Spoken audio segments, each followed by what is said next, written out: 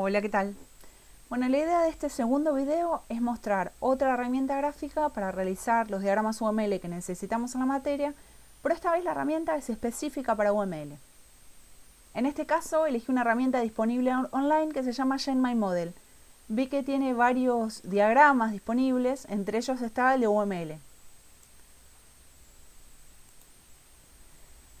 Esta herramienta provee tres tipos de usuarios, uno de los cuales es libre y gratuito. Permite tener hasta 10 proyectos y dentro de los proyectos modelos y todos los diagramas que necesitemos.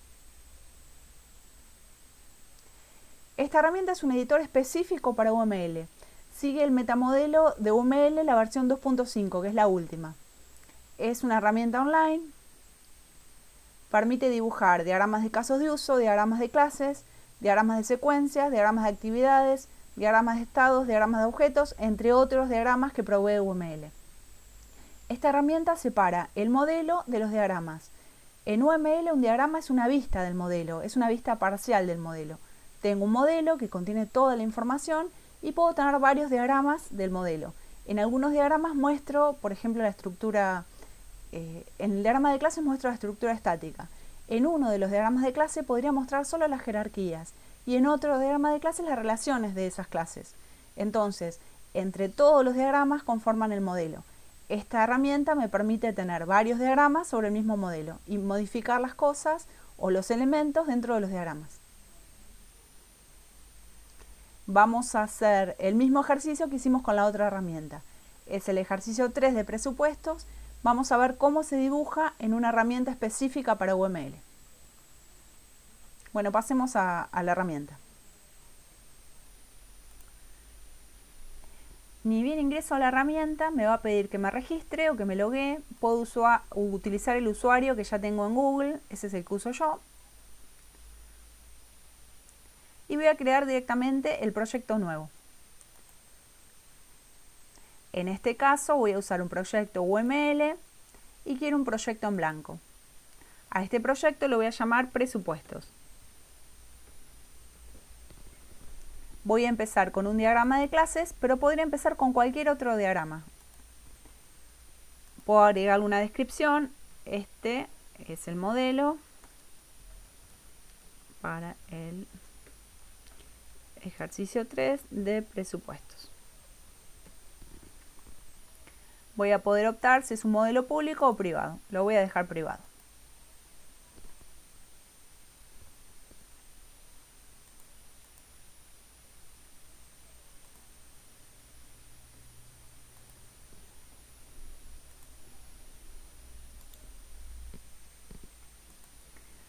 Bueno, voy a mirar cómo era el modelo en el cuadernillo.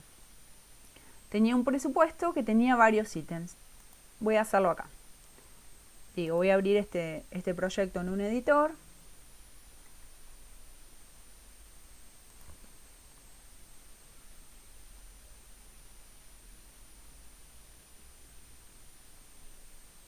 Y acá me deja ver una vista del proyecto donde yo puedo crear los diagramas. En este caso le dije que quería un diagrama de clases y puedo empezar a dibujar. Esta es la herramienta para poder usar los elementos del diagrama de clases.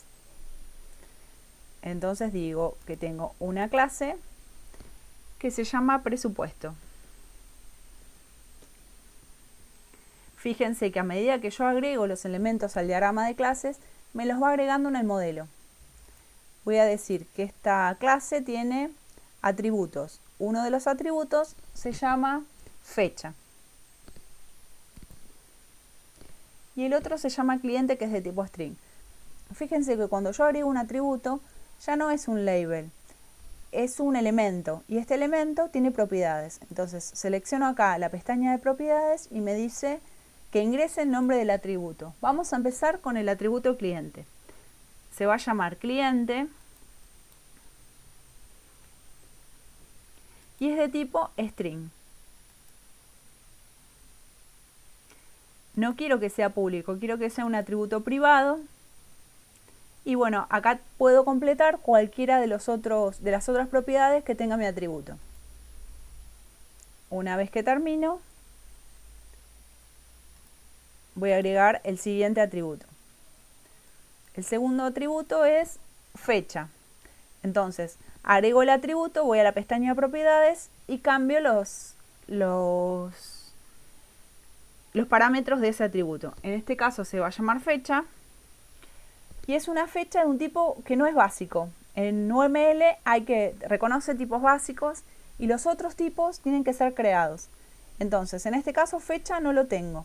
Es una cosa especial de UML. Voy a agregar un tipo de datos que después se va a ver cómo se implementa según el lenguaje. Este tipo de datos se va a llamar fecha, date. Y ahora sí lo puedo usar como propiedad del atributo. Esto es muy específico de UML, no es necesario que lo hagan en los diagramas de clase. Tengo visibilidad privada y ahí termino con los atributos de presupuesto. Acuérdense que cada elemento tiene sus propias propiedades y hay que setearlas ahí. Ya no es un label como en la otra herramienta. Bueno, y tengo, por otro lado, la clase ítem. Fíjense que en caso de que la clase fuera una clase abstracta, lo puedo setear acá. Si es abstracta, acuérdense que va en cursiva. Bueno, esta clase tiene 3 atributos, uno de los cuales es detalle de tipo string. Vamos a agregarlo. Agregué el atributo, se va a llamar, el nombre del atributo es detalle y el tipo del atributo es string. Muy bien, y es privado. El siguiente atributo es cantidad de tipo integer. Lo voy a agregar de tipo integer y es privado. Y el tercer atributo es costo unitario.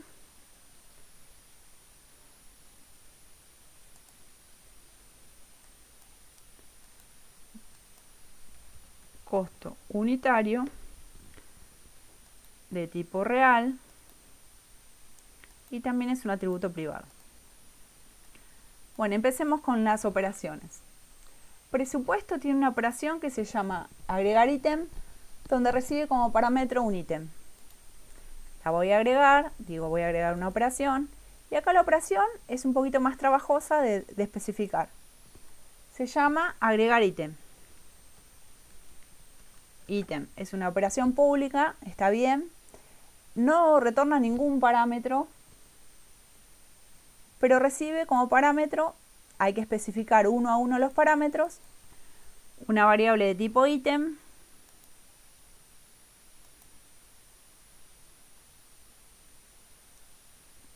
ahí estaría bien, recibe una sola y quiero que cuando muestre en el diagrama de clases, muestre las variables con sus tipos. Ahí estaría completa esa operación. También presupuesto define una segunda operación que es calcular total. Entonces vamos a agregarla. Voy a la clase presupuesto, botón derecho, agregar operación. Se llama calcular total. No tiene parámetros y retorna un tipo real. Ahí estaría. Por cualquier elemento de mi diagrama de clase yo lo selecciono con un clic y con el botón derecho puedo acceder al menú contextual, que es para agregar elementos, y con el elemento seleccionado voy acá a la barra y puedo seleccionar la parte de propiedades donde me permite cambiar las propiedades de ese elemento. Bueno, vayamos a los métodos de ítem. Ítem tiene un solo método que es costo, que devuelve un tipo real. Entonces, voy al botón derecho, lo agrego, se llama costo, lo selecciono primero, le cambio el nombre del método es costo, visibilidad pública y retorna tipo real. Listo, ahí estaría la estructura. Miremos que un presupuesto puede tener varios ítems. Eso lo vamos a especificar con una flecha de asociación. Fíjense que acá tienen ya para elegir las flechas que relacionan clases en UML. En particular está la de asociación, que es esta. Una flecha de asociación tiene 2 finales de asociación, que es lo que me permite detallar ciertas propiedades en los finales. Por ejemplo, presupuesto conoce a ítem con este nombre, ítem. Y en este caso, según esta flecha, ítem debería conocer a presupuesto, pero no es lo que yo quiero dibujar. Entonces, selecciono la flecha, voy a la parte de propiedades de esa flecha y me fijo cómo especificar la flecha que yo necesito. Desde presupuesto, desde el lado de presupuesto, la parte de presupuesto, esta parte no es navegable, yo no puedo navegar para este lado. Entonces ahí me marca la flecha para el otro lado, la navegabilidad de esa flecha. Digo que se llama ítem, voy a crear que se llame ítems, como multiplicidad quiero que tenga 0 o muchos, entonces le voy a poner acá un asterisco. Fíjense cómo cambia según cuando cambio las propiedades, cómo cambia la vista de esa asociación.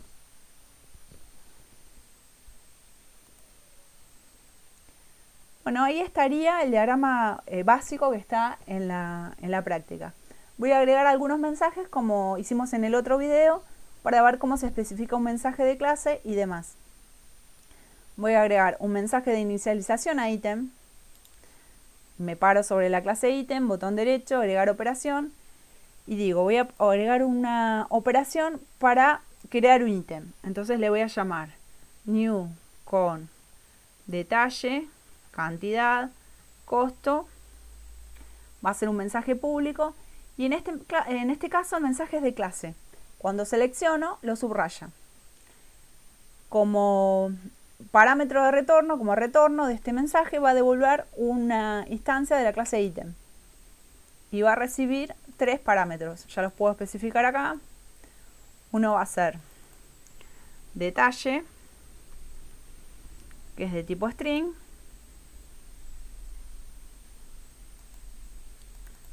El otro va a ser cantidad, de tipo integer. Y el último va a ser costo, de tipo real. Voy a correr la clase acá, así se ve bien.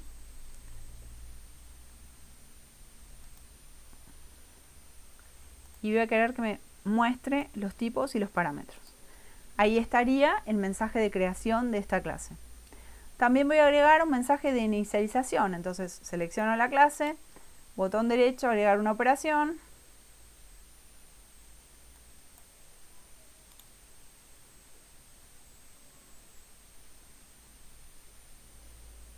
Ahí está, estaba un poco difícil. A esta operación le voy a llamar initialize, con detalle, cantidad y costo. Es de visibilidad pública, no tiene ningún retorno y también tiene 3 parámetros. Los agrego desde este botón, se van a llamar igual que los de detalle, igual que los del método de creación, que es de tipo string, cantidad, de tipo integer, y costo, de tipo real.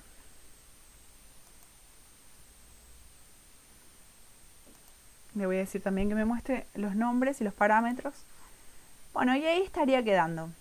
Supónganse que tengo, como para terminar, como en el otro caso, voy a tener un presupuesto en especial. Si yo tuviera algún tipo de presupuesto, por ejemplo, presupuesto interno, creo que le habíamos puesto en el otro video, y quiero hacer una flecha de jerarquía, la tengo que elegir acá entre los tipos de relaciones que hay entre las clases.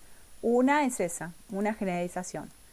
Yo sé que presupuesto interno va a ser de tipo presupuesto y lo dibujo con esa flecha. Bueno, algo para tener en cuenta.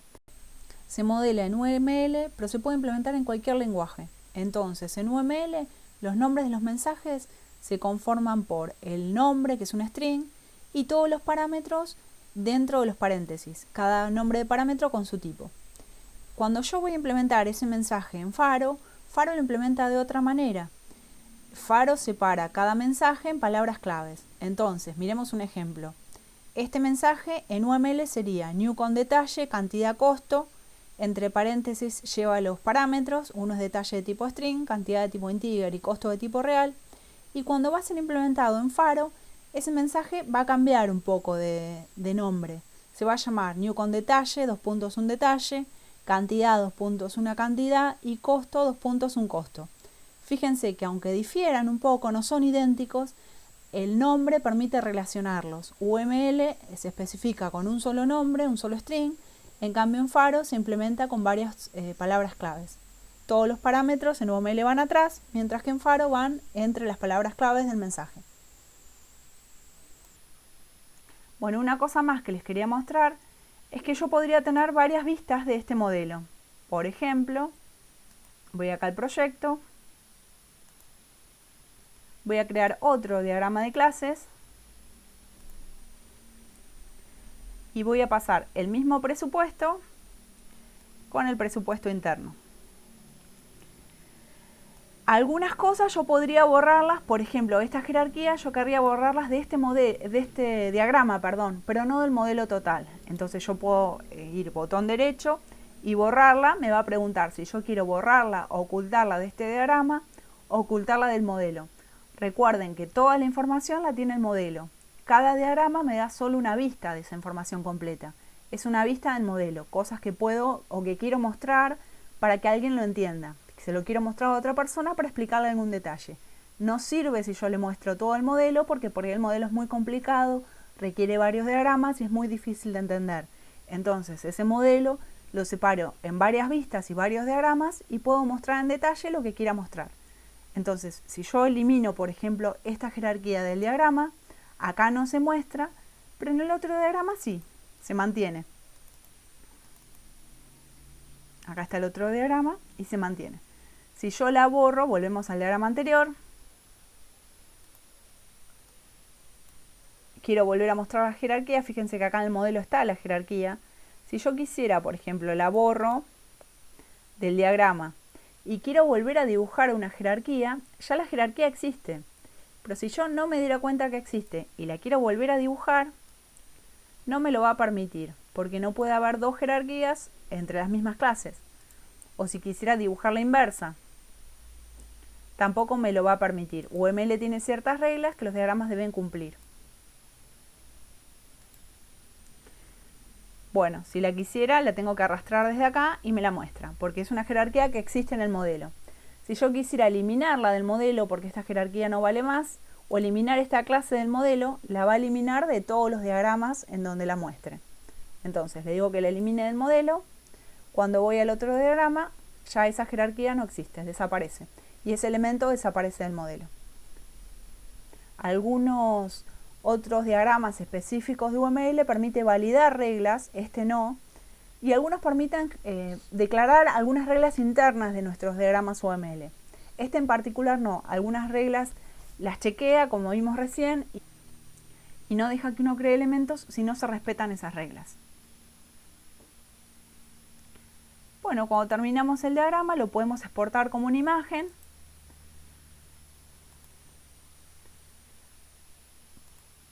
Acá la vamos a ver. O podríamos también exportar cierta documentación. Me va a generar un PDF con toda la documentación de los elementos UML y los diagramas, si tuviera más de un diagrama también. Espero que les haya gustado y que la prueben. Es una herramienta que anda bien y que respeta el metamodelo UML. Nos vemos en el próximo video.